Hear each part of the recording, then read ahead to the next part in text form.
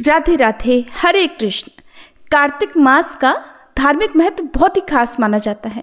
धार्मिक शास्त्रों के अनुसार जिस प्रकार सतयुग के समान कोई युग नहीं है, वेदों के समान कोई शास्त्र नहीं है और गंगा जी के समान कोई तीर्थ नहीं है, उसी प्रकार कार्तिक मास के समान कोई अन्य मास नहीं है। इसलिए आज हम आपको बता रहे हैं कार्तिक मास के नियम।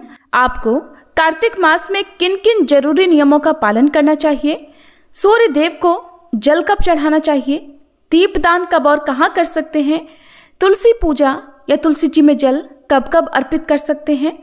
कार्तिक मास के दौरान व्रती महिलाओं को यदि पीरियड्स हो जाएं तो फिर इस अवस्था में आप कार्तिक मास का पालन कैसे करें, दीपदान या तुलसी पूजा कैसे करें, ये सारी बातें इस वीडियो में आप जानेंगे।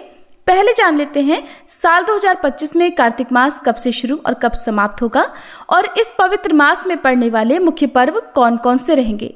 हर साल आश्विन महीने की पूर्णिमा से कार्तिक स्नान प्रारंभ होता है और आश्विन पूर्णिमा को कोजागर पूर्णिमा या शरद पूर्णिमा के नाम से भी जाना जाता है। और इस बार आश्विन पूर्णिमा 6 और 7 अक्टूबर को पड़ रही है। पूर्णिमा तिथि 2 दिन है, लेकिन 7 अक्टूबर मंगलवार को ब्रह्म मुहूर्त में विद्यमान पूर्णिमा तिथि रहेगी। ऐसे में पूर्णिमा का स्नान दान 7 अक्टूबर मंगलवार को किया जाएगा और इसी समय कार्तिक स्नान भी किया जाएगा। तो कार्तिक का स्नान 7 अक्टूबर मंगलवार को किया जाएगा और इसी दिन से कार्तिक मास के नियमों का पालन भी प्रारंभ हो जाएगा। तो साल 2025 में कार्तिक मास 7 अक्टूबर दिन मंगलवार से शुरू होगा, जिसकी समाप्ति होगी 5 नवंबर बुधवार को कार्तिक पूर्णिमा के दिन, जिसे देव दिवाली भी कहते हैं। इस बार कार्तिक का महीना 30 दिनों का होगा और कार्तिक का हर दिन एक पर्व के समान मनाया जाता है। ऐसे में बहुत से भक्त तो कार्तिक के सभी दिनों में हर नियम का पालन करते हैं, लेकिन जो भक्त सभी नियमों का पालन प्रत्येक दिन ना कर पाए, वो कार्तिक के महीने में पड़ने वाले जो प्रमुख व्रत त्योहार हैं उसमें भी नियमों का पालन करके कार्तिक मास में की गई पूजा या स्नान दान के पुण्य को प्राप्त कर सकते हैं। धार्मिक शास्त्रों के अनुसार जो व्यक्ति कार्तिक के पवित्र माह के नियमों का पालन करते हैं वो पूरे वर्ष भर स्वास्थ्य, सुख और समृद्धि पाते हैं। कार्तिक माह में स्नान दान, व्रत उपवास, दीपदान, तुलसी विवाह, कार्तिक कथा का महात्म्य सुनने से सभी शुभ फलों की प्राप्ति होती है। जाने अनजाने में किए गए पापों का नाश होता है। वैसे तो कार्तिक मास में बहुत सारे नियम संयम का पालन करने का विधान है, लेकिन कार्तिक मास में अगर प्रमुख 7 नियमों का पालन किया जाए तो मनुष्य का लोक परलोक दोनों सुधर जाता है। कार्तिक मास के ये प्रमुख 7 नियम हैं, जिनमें पहला नियम है दीपदान। धार्मिक शास्त्रों के अनुसार कार्तिक मास में सबसे प्रमुख काम दीपदान करना बताया है। इस पवित्र मास में नदी, तालाब, पोखर या फिर पवित्र पौधों के नीचे दीपदान किया जाता है, जिससे पुण्य की प्राप्ति होती है। इसके अलावा आकाश दीपदान भी किया जाता है। दूसरा नियम है तुलसी पूजा। इस महीने में तुलसी पूजन करने और सेवन करने का विशेष महत्व बताया गया है। वैसे तो हर मास में तुलसी का सेवन और आराधना करना श्रेष्ठकर होता है, लेकिन कार्तिक के मास में तुलसी पूजा का महत्व कई गुना माना गया है। और तुलसी पूजा कार्तिक में दोनों समय की जाती है, सुबह और शाम। खास तौर पर सुबह ब्रह्म मुहूर्त में उठकर ताजे जल से स्नान करने के बाद तुलसी जी में जल अर्पित किया जाता है और दीपक जलाकर तुलसी चालीसा का पाठ या तुलसी माता की कथा का श्रवण करके तुलसी जी की 7 बार परिक्रमा की जाती है। चारों ओर घूमकर परिक्रमा करना संभव ना हो तो अपनी ही जगह पर खड़े होकर 7 बार परिक्रमा करके ओम श्री तुलसी नमः या ओम श्री विष्णु प्रियाय नमः मंत्र का जाप किया जा सकता है। सुबह दीप जलाने के बाद आप शाम के समय भी गोधूली मुहूर्त में तुलसी जी के नीचे दीपक अवश्य जलाएं। इसके अलावा तुलसी जी की पूजा के साथ साथ शालिग्राम भगवान जी की भी पूजा इस महीने में की जाती है। शालिग्राम भगवान ना हो तो मन में शालिग्राम भगवान जी का ध्यान किया जा सकता है। तीसरा नियम है भूमि पर सोना। भूमि पर सोना कार्तिक मास का तीसरा प्रमुख नियम माना गया है और भूमि पर सोने से मन में सात्विकता का भाव आता है और अन्य विकार भी समाप्त हो जाते हैं। साफ सुथरे बिस्तर पर भूमि पर सोना चाहिए, लेकिन जहाँ पर भूमि पर सोना हानिकारक हो, आसपास कीड़े मकोड़ों का डर हो, वहाँ पर आप इस नियमों का पालन ना करें तो ज़्यादा बेहतर होगा। ऐसे में आप साफ सुथरे बिस्तर पर ऊपर पलंग पर भी सो सकते हैं। कार्तिक का चौथा नियम है तेल लगाना वर्जित। तो कार्तिक महीने के नियमों का पालन करने वाले श्रद्धालुओं को पूरे महीने में शरीर पर किसी भी प्रकार का तेल नहीं लगाना चाहिए। पूरे महीने में केवल एक दिन कार्तिक कृष्ण चतुर्दशी के दिन यानी नरक चतुर्दशी के दिन शरीर पर तेल लगाकर फिर सुबह ब्रह्म मुहूर्त में स्नान किया जाता है, जिसे अभ्यंग स्नान कहते हैं।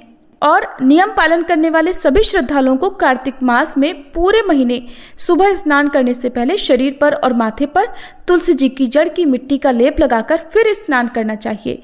ऐसा करने से जन्म जन्मांतरों के पाप सारे जलकर भस्म हो जाते हैं। कार्तिक मास का 5वां नियम है द्विदलन निषेध।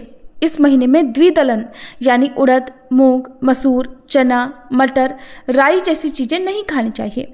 ऐसी दालें जो 2 टुकड़ों में बट जाती हों, जैसे कि चने आदि, तो उनका भी निषेध माना गया है।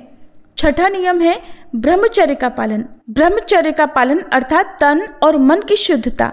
पति पत्नी को खास तौर पर इस दौरान ब्रह्मचर्य का पालन करना चाहिए। और जो भी व्रती श्रद्धालु होते हैं उन्हें मन से भी किसी प्रकार का कोई विकार नहीं आने देना चाहिए। विचारों में भी शुद्धता होना ही ब्रह्मचर्य का असली और वास्तविक पालन कहलाता है। 7वां नियम है संयम रखना। कार्तिक मास में जो भी श्रद्धालु हैं उन्हें क्रोध, निंदा, किसी भी प्रकार का मद्यपान, नशा इत्यादि करना, मांस, मदिरा, लहसुन, प्याज का सेवन करना भी वर्जित बताया गया है। ऐसे लोगों को पूरे महीने में ना तो क्रोध करना है, ना ही किसी का अपमान करना है। घर पर आए हुए किसी भी याचक को खाली हाथ भी नहीं लौटाना चाहिए। अपनी जैसी सामर्थ्य उसके अनुसार कुछ ना कुछ दान देना चाहिए। कार्तिक मास में भगवान विष्णु पूरे 4 महीने की योग निद्रा का त्याग करके देवउठान एकादशी के दिन जागते हैं, इसलिए इस पवित्र मास का महत्व और भी बढ़ जाता है। और जो भी व्यक्ति जन्म मरण के बंधन से मुक्ति पाना चाहते हो उन्हें इस पूरे महीने में तुलसी जी की पूजा और परिक्रमा अवश्य करनी चाहिए। और कार्तिक मास में दामोदर अष्टकम का पाठ भी नित्य करना चाहिए। इसके अलावा भगवत गीता का पाठ आप कर सकते हैं।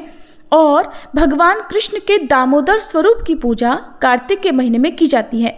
साथ ही साथ भगवान विष्णु, भगवान कृष्ण, राधा रानी, शालिग्राम भगवान और तुलसी माता की पूजा इस महीने में करना विशेष लाभप्रद होता है।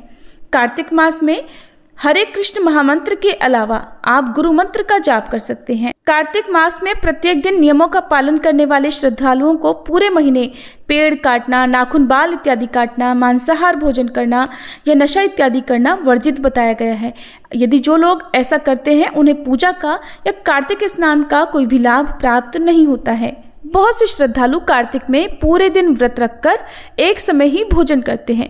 तो शाम की पूजा करने के बाद यदि आप भी व्रत रखना चाहते हो तो सात्विक भोजन ग्रहण कर सकते हैं। लहसुन प्याज का बना हुआ भोजन और दूसरे के घर का अन्न व्रती महिलाओं को या व्रती जो भी श्रद्धालु हैं उन्हें ग्रहण नहीं करना चाहिए। अपने ही घर पर अन्न ग्रहण करने की आपकी व्यवस्था होनी चाहिए।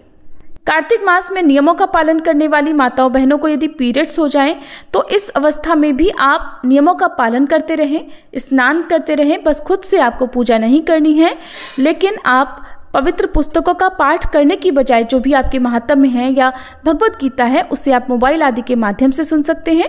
और यदि आप घर पर किसी और के माध्यम से सुनना चाहें तो भी सुन सकते हैं। इसके अलावा तुलसी जी में जल भी आपको इस कंडीशन में नहीं डालना है। आप इस दौरान अपने परिवार के किसी अन्य सदस्य से तुलसी जी की पूजा या श्री कृष्ण की पूजा सेवा करवा सकते हैं।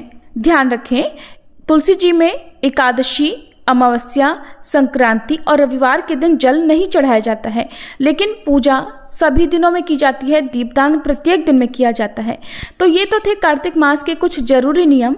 अब जान लेते हैं इस पवित्र मास में साल 2025 में कौन कौन से प्रमुख व्रत त्योहार किस दिन पड़ेंगे। कार्तिक मास का पहला व्रत रहेगा 10 अक्टूबर शुक्रवार को, जो कि संकष्टी गणेश चतुर्थी का व्रत होगा और इसी दिन करवा चौथ का व्रत भी रहेगा। 13 अक्टूबर सोमवार को अहोई अष्टमी, 17 अक्टूबर शुक्रवार को रमा एकादशी और गोवत्स द्वादशी का व्रत रहेगा। 18 अक्टूबर शनिवार को धन त्रयोदशी या धनतेरस रहेगी और शनि प्रदोष व्रत भी रहेगा। 19 अक्टूबर रविवार को काली चौदस रहेगी। 20 अक्टूबर सोमवार को नरक चतुर्दशी और दीपावली का पूजन किया जाएगा। इस बार अमावस्या तिथि 2 दिन है, 20 अक्टूबर और 21 अक्टूबर को।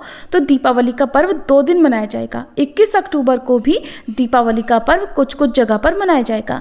22 अक्टूबर बुधवार को गोवर्धन पूजा, 23 अक्टूबर गुरुवार को भाई दूज का पर्व रहेगा और इसी के साथ दीपावली के 5 दिवसीय महापर्व का समापन हो जाएगा। 27 अक्टूबर सोमवार को छठ पूजा रहेगी। 30 अक्टूबर गुरुवार को गोपाष्टमी का व्रत रहेगा। 31 अक्टूबर शुक्रवार को अक्षय नवमी रहेगी। 1 नवंबर शनिवार को देव प्रबोधिनी एकादशी या देव उठान एकादशी का व्रत रहेगा। 2 नवंबर रविवार को तुलसी विवाह किया जाएगा। 3 नवंबर सोमवार को सोम प्रदोष व्रत रहेगा। 4 नवंबर मंगलवार को मणिकर्णिका स्नान और 5 नवंबर बुधवार को कार्तिक पूर्णिमा और देव दिवाली के साथ ही कार्तिक मास का समापन हो जाएगा। तो ये थी आज की वीडियो। उम्मीद है आपको पसंद आई होगी।